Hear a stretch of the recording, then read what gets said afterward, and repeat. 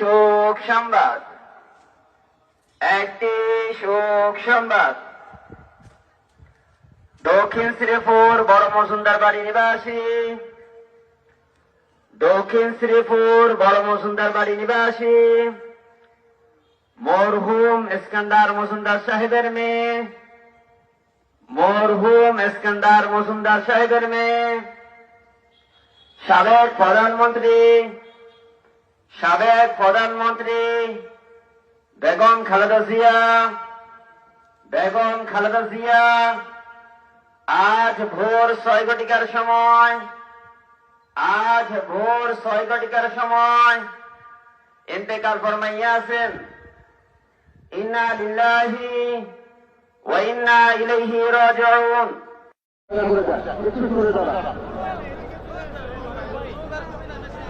যারা নামাজের জন্য যাতায়াত করে আছেন একটু করে দাঁড়ান, আর যারা মিরপুর রোড থেকে ঢুকলে তারা সরাসরি পেছনের দিকে চলে যান, একদম পেছনে যান, পেছনে জায়গা আছে, দাঁড়াবেন না আপনারা, দাঁড়ালেই এখানে বিশৃঙ্খলা হবে। বিসমিল্লাহির রহমানির রহিম। আমি মরহুমা বেগম খালেদা জিয়ার বড় সন্তান তারেক রহমান। আমি আজকে এখানে উপস্থিত সকল ভাইয়েরা এবং বোনেরা যারা উপস্থিত আছেন, মরহুমা বেগম খালেদা জিয়া জীবিত থাকাকালীন অবস্থায় যদি আপনাদের কারো কাছ থেকে কোনো ঋণ নিয়ে থাকেন, দয়া করে আমার সাথে যোগাযোগ করবেন, আমি সেটি পরিশোধের ব্যবস্থা করব ইনশাআল্লাহ।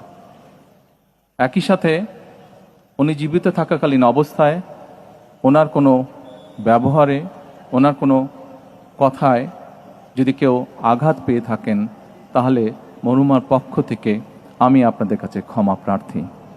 দোয়া করবেন আল্লাহ তাআলা যাতে ওনাকে বেহেশত দান করেন। আসসালামু আলাইকুম। আসসালামু আলাইকুম।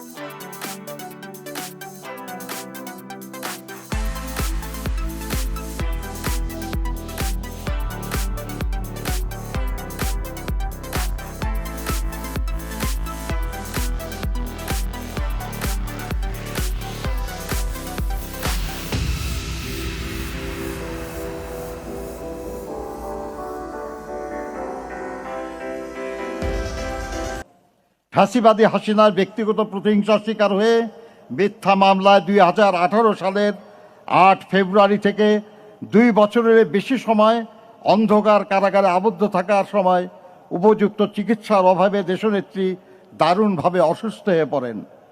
সমগ্র দেশবাসী সাক্ষী, পায়ে হেঁটে তিনি কারাগারে প্রবেশ করেছিলেন, কিন্তু নির্জন কারাগার থেকে তিনি বের হলেন চরম অসুস্থতা নিয়ে। দেশ বিদেশের চিকিৎসকদের মতে পরবর্তীতে গৃহবন্দিত্বের 4 বছর তাকে বিদেশে চিকিৎসার সুযোগ না দেওয়ার কারণেই তার অসুস্থতা বৃদ্ধি পেয়েছে এবং তার ফলশ্রুতিতে অবশেষে তাকে মৃত্যুর কাছে হার মানতে হলো এই অপরাজয় নেত্রীর। তাই এই মৃত্যুর দায় থেকে ফ্যাসিবাদী হাসিনা কখনো মুক্তি পাবে না। দলমত নির্বিশেষে সমগ্র দেশবাসীর শ্রদ্ধা, ভালোবাসা ও দোয়া নিয়ে তিনি বিদায় নিচ্ছেন। পেছনে রেখে গেলেন এক মহিষী নারী, এক সংগ্রামী রাজনীতিবিদ, এক দেশপ্রেমিক রাষ্ট্রনায়কের অনন্য কর্মজীবনের উদাহরণ